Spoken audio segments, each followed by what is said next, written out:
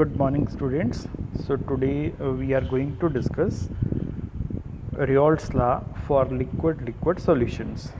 So Reolt's law is of two types, means it is for binary solutions, but when solute as well as solvent both are liquids, then we have to state it another in a particular way, and when it is solid and liquid solution, then we have to state it in another way. So now today we are going to discuss Reolt's law for liquid solutions, means when solute as well as solvent both are volatile substances and both are liquids. Okay, so let us consider a solution in which there are two volatile components, and let us denote them with 1 and 2. This is component 1, component 2. Now when we take them in a closed vessel, then since they are volatile, so they both are going to form vapors, and since the system is closed, so after some time there will be establishment of equilibrium. Okay, now from the definition of vapor pressure, which you have studied in 11th standard, you know what is vapor pressure. It is the pressure exerted by the vapors when vapors are in equilibrium with its liquid. So at that time pressure is called vapor pressure. Now let the total vapor pressure is denoted by P total, and P1 and P2, they are the partial vapor pressures of the two components. Okay, now what are partial vapor pressures? This I am going to explain. These partial vapor pressures or partial pressures are related to mole fractions XA and XB, or X1 and X2. Okay, now let us discuss. There are few terms. Suppose this is the beaker and there is only one component. Suppose it is component 1. Okay, now whatever pressure it will have, that will be written like this: P1 naught. P1 naught means pressure of one component in its pure state. Pure state means when there is nothing else, only one component is there. Okay, similarly when there is only component 2, suppose this is only component 2, then whatever is the pressure of this particular system, that will be written as pressure of second component in its pure state, P2 naught. We will say P2 naught. Okay, now when we are mixing those two components 1 and 2, suppose this is the mixture where 1 is also there and 2 is also there, both the components are there. Now the pressure exerted will be written as P total. We will write it is P total. Okay, and the individual pressures, pressure of this and pressure of this, will be written as P1 and P2. Now here we don't have to write naught because it is not pure substance, there is mixture. So now in the mixture, whatever is the pressure exerted by one component, that is written as P1 and is known as partial vapor pressure of one component. Similarly, for second component we will be writing P2 and it will be partial vapor pressure of second component. Okay, so I hope you understand what are the different things. We are writing P1 P2, then we are writing P1 naught P2 naught. Okay, and one more term we are using P total. So these are the different terms which we are using. Now as I said, these partial pressures are related with mole fraction, and this is the law, this is the Reolt's law. So Reolt's law states that for a solution of volatile liquids, this is the statement: the partial vapor pressure of each component is directly proportional to its mole fraction present in the solution. So if we are asked what is Reolt's law for a binary solution containing volatile solute, or we can say containing both the liquids which are volatile, then we have to say the partial pressure or partial vapor pressure of each component of the solution is directly proportional to its mole fraction present in the solution. And now how we will write? See, we will write like this. For first component, P1 is proportional to XA. XA is mole fraction of one component, P1 is the partial pressure of one component. So now we can write P1 is equal to P1 naught XA. Here P1 naught is it is the pressure of one component in its pure state. Okay, so P1 naught indicates pressure of one component in its pure state. Similarly, for second component we will be writing P2 is equal to P2 naught X2. Okay, now from Dalton law of partial pressure in 11th standard you have studied, the total pressure of a mixture is the sum total of the pressures exerted by its components. So total pressure will be equal to P1 plus P2. Now one more thing you have studied, sum of the mole fractions of all the components is always unity. So x1 plus x2 is equal to 1. So it means x1 is equal to 1 minus x2. Okay, so this is the relation which we are going to use here. Now see, P total is this. Now what we are doing, in place of x1 we are putting the value 1 minus x2. Now when we arrange it, it comes out to be P total is equal to P1 naught plus P2 naught minus P1 naught within bracket multiplied by x2. So from this relation, what all things we can see? Okay, first conclusion, total vapor pressure over the solution can be related to mole fraction of any one component. Okay, now see here P total is equal to P1 naught plus P2 naught minus P1 naught within bracket into x2. So in this relation we have taken only the mole fraction of second component. So we can say that total pressure is related to mole fraction of any one component. It can be any component. Similarly, total vapor pressure over the solution varies linearly with the mole fraction of component 2. Now see, since total pressure is dependent on this, so it means if this increases, then this will also increase. So what is the relation between the two? They will vary linearly, means they will be like directly proportional to each other. Now one more we can draw conclusion. Depending on the vapor pressure of pure components 1 and 2, total pressure, vapor pressure over the solution decreases or increases with the increase of the mole fraction of component 1. Okay, so this is the conclusion which we are drawing from the relation which we have done just now. Now what we are going to do, a plot we are going to have of P1, means any one component we can take, or we can take both the components simultaneously also, and with the mole fraction, it is vapor pressure versus mole fraction plot. So don't confuse in this, it is just like normal plot. In normal, what we do, we take like this x, we take like this x axis, this is y axis, and then we draw like this points, and then we draw like this. It is also like that only. See, on y axis what we have done, we have taken vapor pressure. On x axis what we have done, we have taken mole fraction. Okay, now see, this point represents first component. Similarly, this point represents second component. Now let us understand, if there is only one component, then second component is absent. It means xa will be equal to 1, means x1 plus x2 is equal to 1, which we know sum of the mole fractions of all the components is unity.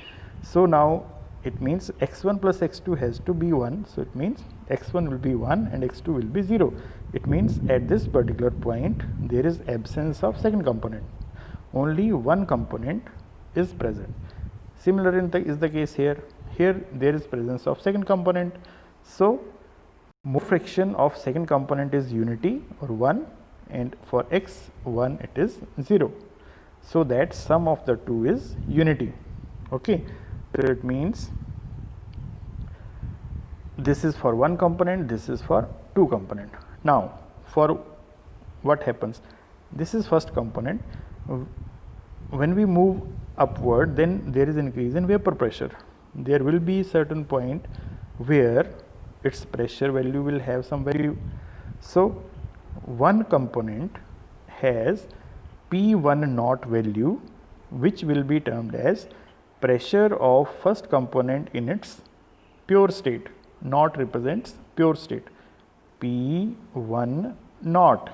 So naught represents pure state, pressure of one component in its pure state. Okay. Similarly, if we take second component here, then at a particular point there will be pressure of second component in its pure state, because here first component is missing in this case, here second component is missing, and now both will not be at the same point because they are different substances, so they will have different pressures. Okay. Now when we join this point with this, then this line gives us partial pressure of one component. Similarly, when we join this point with this, then this line represents partial pressure of second component. Okay. Now when we join these, then it gives us total pressure of the solution. Okay. So this is the diagram which is to be learned properly. Now one more thing, sometime we are asked to calculate the pressure in vapor phase. Okay, sometime we are asked this. So this is another relation which we need to learn. Now what is the relation? Suppose y1 and y2 are the mole fractions of the components 1 and 2. We can take x1 and x2 also, we can take this and this also, no problem. Okay, now we have calculated total pressure. If we multiply total pressure with its mole fraction, of one component, then we will find out the pressure of one component in its vapor phase. Okay, this gives us pressure in vapor phase. Similarly, if pressure of second component in vapor phase is to be calculated, then we have to multiply its mole fraction with total pressure. Okay, so this relation will give us pressure of the component in vapor phase form. Okay, so how is it different from that? What was there? There was P1 is equal to P1 naught XA. Okay, now here what is there? In place of this, what we have done, we have taken total pressure. If we do so, then it gives us, the partial pressure in its vapor phase. Okay, so this much is the difference in normal Reynolds law, or in normal if we want to say, then it is P1 is equal to PA naught XA, P1 naught X1, and if we want to say in vapor phase form, then P1 is equal to P total into X1. Okay, so this much is the difference. Now one important question comes, Reynolds law as a special case of Henry's law. Okay, now see here, what is the relation? Pi, I means it may be 1, 2 or any component, is equal to Xi, means mole fraction of the same component, into pressure of the same component in its pure state. Okay, I may be 1 or 2 or whichever component it is. So what we are writing here, we are writing just the Reynolds law. This is just Reynolds law. So this equation is for Reynolds law. Similarly, for Henry's law, what is the relation? P is equal to KHX. Here P is the external pressure, X is the mole fraction of gas which is dissolved. So When we compare these two relations, what is the difference? The difference is that in one case we are getting pi naught, I means it may be any component, and there we are getting kh. So this is the only difference, otherwise equations are same. So we say mathematically that Reolle's law is a special case of Henry's law, where the constants are different. Okay, so this way we say it is special case. Now let us discuss with one example. Now what is given to us? Vapor pressure of chloroform. Let us say it is component 1 CHCl3, okay, and component 2 is CH2Cl2, okay. Now what is given to us? 200 mm of mercury is the pressure of this. When this way it is given, it means we are given P1 naught value is 200, okay. Similarly, P2 naught value is 415, units will be there, mm of mercury. Now what is to be calculated? First is calculate the vapor pressure of the solution. So means we have to calculate the P total value. P total value is to be calculated. Now what we know, P total is equal to P1 plus P2, and P1 is equal to P1 naught into x1, P2 is equal to P2 naught into x2. Now x1 and x2 are to be calculated because other things are given to us. Now let us check for mole fraction of one component. This is x1, okay, this is x1. Similarly, this is x2. So what is required? Number of moles of the first component divided by total number of moles. So we need to calculate the number of moles of both the components. Now number of moles are weight of substance over molecular weight of substance. So we have calculated, and it is like this. This is number of moles of one component, this is number of moles of second component. Molecular masses or molar masses we have calculated this much, okay. Now number of moles we have calculated. Now we can do it in two ways. We can calculate P1 separately by using this relation, okay, and P2 separately by using the relation P2 naught x2, okay. This can be done, or we can apply this equation, okay. This equation can be applied, okay. Now when we do so, then total pressure becomes equal to 347.9 mm of mercury, okay. Now this was the first thing to be calculated, total pressure. Now second is mole fraction of each component. Now see, the relation we have is this one. This one is the relation y1 is equal to P1 over P total. Now P total we have calculated. Now we need to know what is the value of P1. Now what is P1? P1 is equal to P1 naught x1, okay. So we will calculate this first. So here we have calculated P1 is equal to this, here P2 is equal to this, okay. Now when we are going to put this value, then P total value will be same, this value is same, and we will get this, okay. So this way we are going to do it. Now whatever we have done in today's session, on the basis of that you have to do this homework, okay. So kindly do it.